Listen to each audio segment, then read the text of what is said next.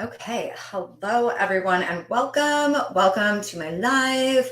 Happy Tuesday. This is day 3 of the Love the Thin Skin You're In workshop. As usual, I'm just going to make sure that everything is working properly as we dive in here.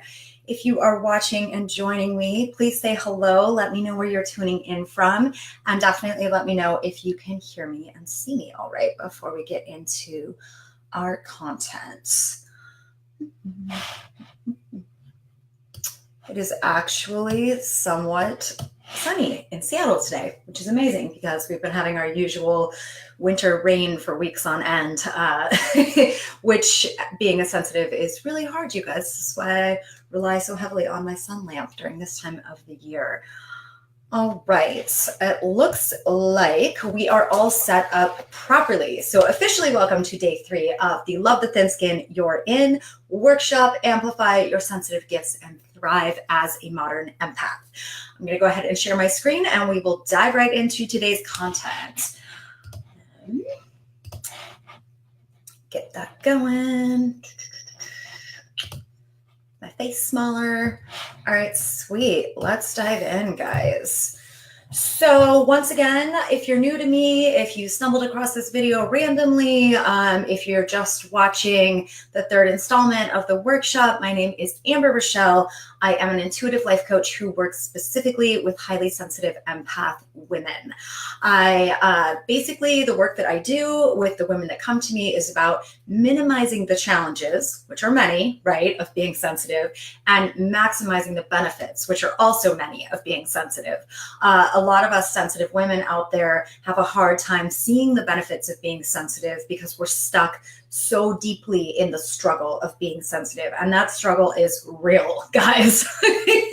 That struggle is real. But the good news is that there are so many tools and mindset shifts and lifestyle shifts and tips and skills that you can learn that help to really, really, really minimize those struggles and that help you to be able to actually thrive in this life as a sensitive woman, not just feel like you have to survive.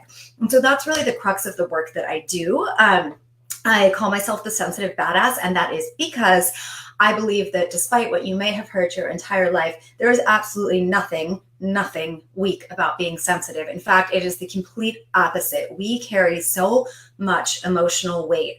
We have such an extra layer of processing that we deal with that it actually makes us super, super strong. So what we've been talking about, if you've been joining me in this workshop for the last couple of days, is really how do you start shifting from that place of feeling disempowered to feeling empowered as an empath? And how do you really, instead of trying to fit yourself into a lifestyle that doesn't work for you, how do you create a life that works with your sensitive nature, not against it? How do you make your own rules, essentially, is what we've been talking about. So let's dive into today's content. So today we're going to be talking about building confidence, giving intentionally. So how do you intentionally channel your sensitive gift? How do you amplify your sensitive gifts? And then what does it really look like to live life as an empowered empath? What do I actually mean when I say that? So let's talk about confidence first, right? I know that for me personally, for a vast part of my life, I really, really struggled with confidence. I never truly felt confident in this world. I could fake it a little bit, but at the end of the day, I just didn't feel like I had that inner strength. I didn't have a lot of belief in myself. I didn't have a lot of trust in reason for that was a lot of different things. I, grew up in a very chaotic home. I suffered from a lot of trauma when I was growing up. So that, of course, contributed, but also being a sensitive young lady in this world and not having anybody to guide me through that, not having anybody to teach me how to handle all the feels, how to make sure that I was taking care of my sensitivity, it really led me to feeling a major lack of confidence. And a lot of the women that come to me and a lot of the sensitive women that I know have struggled with this in the past as well. So how do you start to change that? So here's the thing with confidence, guys, and it took me so long to learn this, is that It's kind of the opposite of what you think. Like typically you think, you have to be confident to get out there and do the things that you want, that you have to be confident to feel good. But confidence comes after action.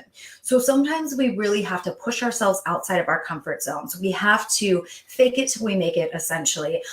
Really decide that you're going to go for it, whatever it is that you want. And this can be something very small, such as standing up to somebody, or it can be something much bigger, asking for a promotion, or just, these are just examples. But you really have to practice being confident. It's a skill like anything else. Some people come from backgrounds and genetic, they have the genes, or they've been brought up in a family that taught them about confidence, that helped them build their confidence. And some people don't, but it's something that can be fostered. It's something that can be learned. It's something that can be nurtured. And really it's up to you to do that, because nobody else is going to do it for you. And so I finally hit a point where I just got really fed up with not being confident anymore. I got really fed up with feeling, feeling weak, feeling like I had a low self-esteem, feeling awkward all the time. I just got super fed up with it. And so I was like, what if I just pretend and I start practicing? And then I began to become confident, because once you push yourself outside of your comfort zone and start making small steps towards, coming from where you are to where you want to be, you'll start proving to yourself that you can actually do it. Therefore, building the confidence. The other thing that's really key, and the other thing that I see a lot of people struggle with, and again, myself included, like all this stuff I'm talking about, you guys, I teach this stuff because I've lived it. And I know what it's like to be on one side of the fence and what it's like to be on the other side. So is really learning to build validation from the inside out. Now, this is a lifelong practice, okay? I still work on this with myself. A lot of the things that I've been teaching you guys, and I said this yesterday and the day before, is these are not overnight shifts. This is changing our lifestyle, changing the way that we relate to ourselves, changing the way that we relate to our sensitivity. So it's a practice. It does get much easier over time, and these things start to come much more naturally to you over time. But you have to pay attention and continue to work on your awareness skills that we've been talking about throughout this whole workshop, and your relationship with yourself, which we've been talking about through this whole workshop, because those are the things that are going to keep you on track. So when I say building validation from the inside out, here's what I mean. So for a lot of us sensitives, I've said this over and over and over again over the last couple of days, we're very outward focused, right? And we often tend to look for cues from the world around us to tell us that we're okay, to tell us that we're enough, to tell us that we're worthy, to tell us that we matter. And that's kind of, that's not unique to sensitives. A lot of humans do that, but it's a little bit harder for us, because once again, we are usually people who have been given the feedback from the world around us for a long time that like we're kind of different and we're weird and people don't get us, or we're too much, or we're too that, or we're too this, right? And so that makes us exceptionally vulnerable to trying to prove ourselves, trying to become something that we're not, to try and fit in, because we are all looking for approval. We are all looking for love and belonging. Those are basic human needs, right? So what we have to, once again, pull the reins back in. Pull it back in, because when you are living life looking for everybody else around you to tell you if you're okay, or to tell you if you matter, or to tell you if you're good enough, right? You're at the mercy of just everyone else's opinion of you. And what really, really matters is your opinion of you. What really matters is looking inside for that validation, looking inside for that worthiness, looking inside for that confidence. And what was helpful for me with this was really looking at it as if I was my own cheerleader. Looking at like, what am I actually proud of myself for? And it doesn't have to be some big, huge thing. But each day, if you can check in with yourself and be like, wow, I spoke my truth today. That's fantastic. Wow, I really pushed myself through an uncomfortable thing today. I'm super freaking proud of that. Start to redefine the way that you see yourself. Start to talk to yourself the way that you would talk to a friend. Because, I used to have a sign up on my board up here that said, be nice to yourself. It's hard to be happy if somebody's being mean to you all the time. right? Because if you are constantly in the back of your head berating yourself and second guessing yourself and overthinking decisions that you made or things that you said, like how it's going to be really difficult to be happy, and it's going to be really difficult to build confidence. And so you have to watch those thoughts. You have to pay attention to what you're saying to yourself, and really be like, hey, like get mad about it. This is the other thing that happened with me is I got to this certain point, like I said, where I was fed up with feeling the way that I was feeling, but also I was like, you know what? I don't deserve to talk to myself this way. I don't deserve to be miserable anymore. Why am I treating myself this way? And really pick that apart and look at where some of those limiting beliefs have come from and start over with yourself, like make a peace treaty with yourself, because you're stuck with you. You're stuck with you. So you might as well start making friends with yourself, looking for the best in yourself, being your own cheerleader, fostering that, growing that, pushing yourself outside of your comfort zone so that you can build that confidence.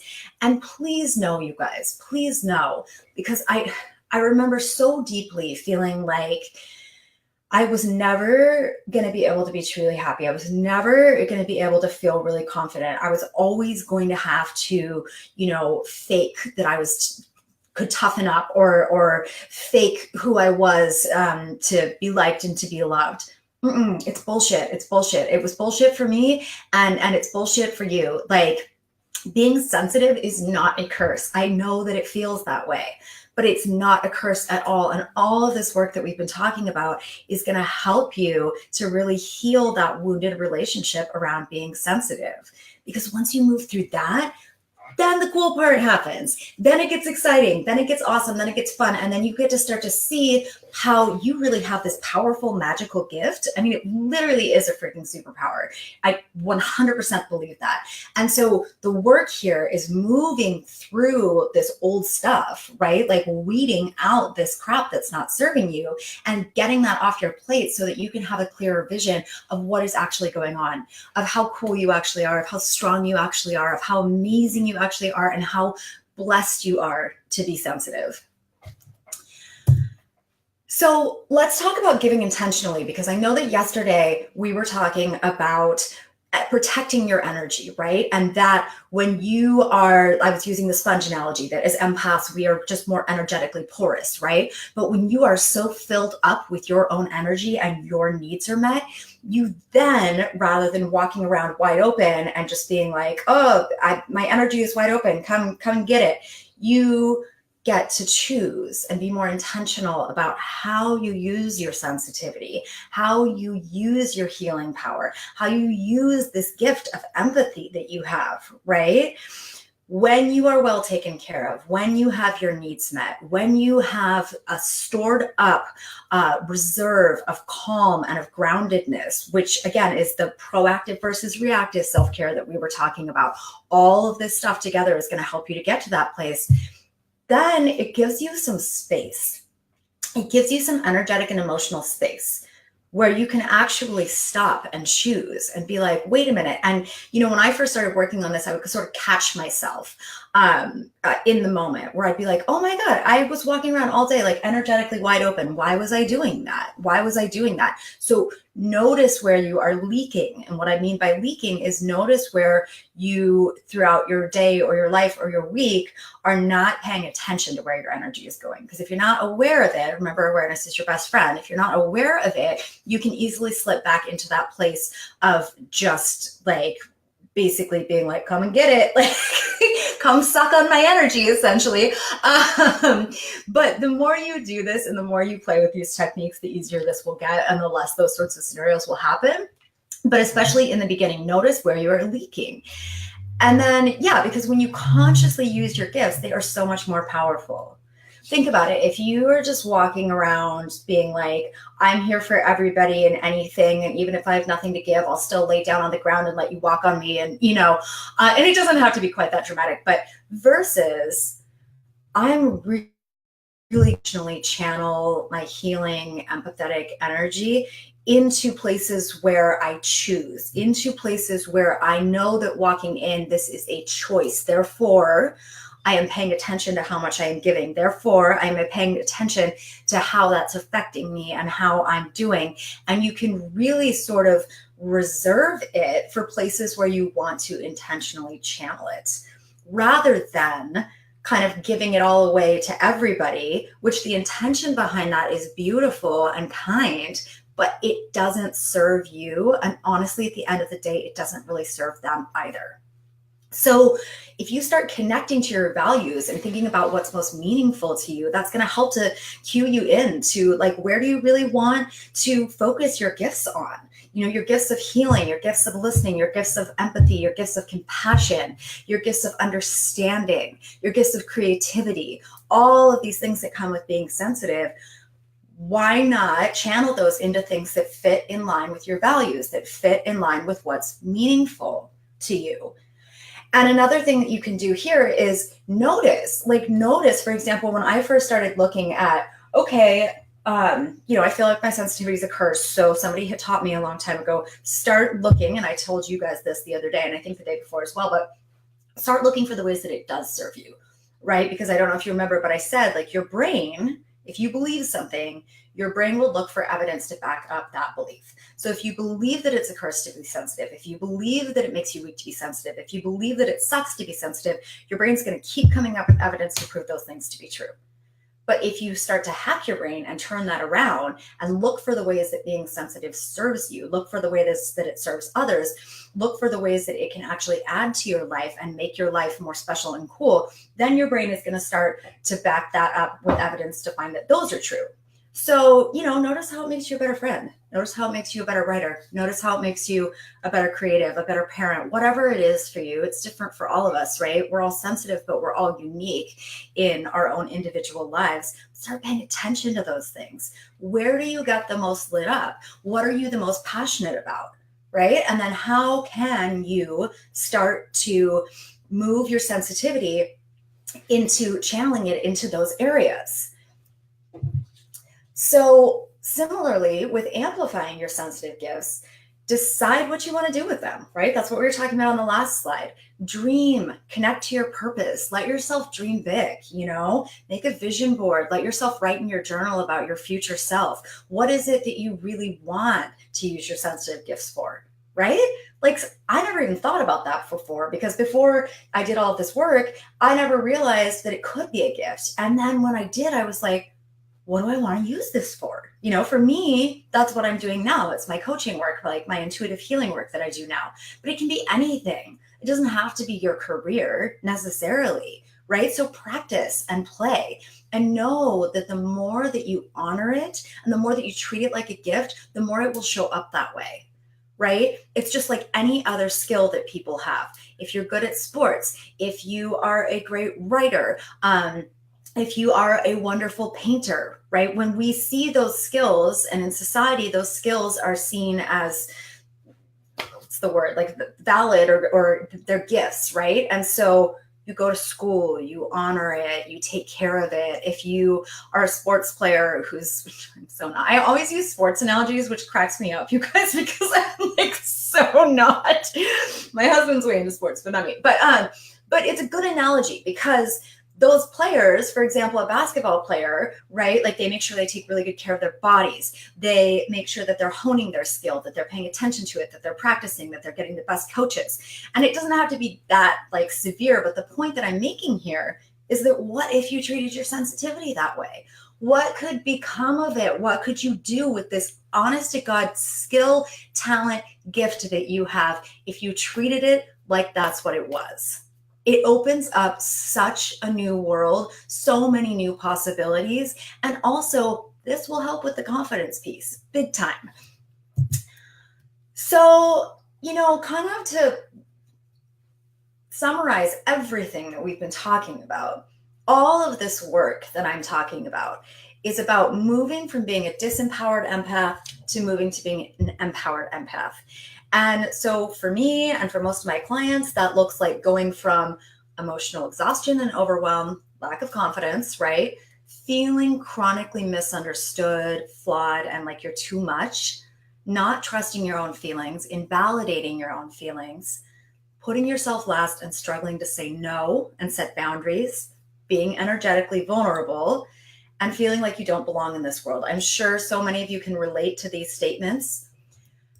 Now, the flip side is to go from that to go to being able to feel, move through, and honor your emotions with a fierce connection to your inner compass, finding your true north from the inside out, healing your relationship to yourself, and standing strong in your truth. And what I mean by this is all the things that we've been talking about of building that validation from the inside out, really being connected to your inner guide, no longer invalidating your own feelings, no longer invalidating your own experience of the world, but standing up for them, validating them to yourself and to others. Gaining the confidence to tell your truth unapologetically. So what I mean by this is saying how you feel, asking for what you need, and not always feeling like you have to explain yourself to people. Because if somebody doesn't understand where you're coming from, that's not your problem. Like, it's not your fault, right? Just because somebody can't understand your experience of life doesn't mean that it's not valid, and doesn't mean that it's not okay for you to express yourself. Creating a lifestyle and self-care routine that builds resilience and supports your sensitive nature, right? That's what we've been talking about. Oops, I think I skipped a slide. Yes. Okay. Understanding how to harness the power of your sensitive gifts, right? Working with your sensitivity and not against it. Gaining clarity around your dreams and the confidence to go after them. Releasing perfectionism and this need to control, which comes up so often for us sensitives, and learning to live in a more grounded way. So, not having to feel like we have to control to stay safe, but learning how to build that safety and that calm from the inside out. And part of that is releasing and healing the old limiting beliefs that are holding you back from where you want to be, and learning how to protect your energy and release the weight of the world from your shoulders, minus the guilt, right? That part is huge. While also having a toolbox of coping strategies for emotional overwhelm, all the feels, healing and resetting your frazzled nervous system, because for so many of us sensitives, we have inadvertently been so hard on our nervous systems by trying to fit into a life that doesn't fit us, and we just burn out our nervous systems. Connecting to your purpose here on this earth, and no longer reacting to life, right? We talked about this the other day, but instead living intentionally and really curating the life that you crave. So that's kind of how I define moving from the disempowered empath into the empowered empath, and knowing that every step of the way, you're okay and you've got this and you're important and you're needed and this world needs you, and you have to show up for yourself first to be able to create this kind of a life. And the thing is that, oftentimes as sensitives, it is really hard for us to give to ourselves. We can be very outward focused, right? We've been talking about this, and extremely generous to all those around us, but we don't always treat ourselves with that same grace. We just don't. And it's really important to recognize that when you're trying to help everyone else heal, but aren't doing your own healing work, you are coming from a place of depletion and overwhelm, right?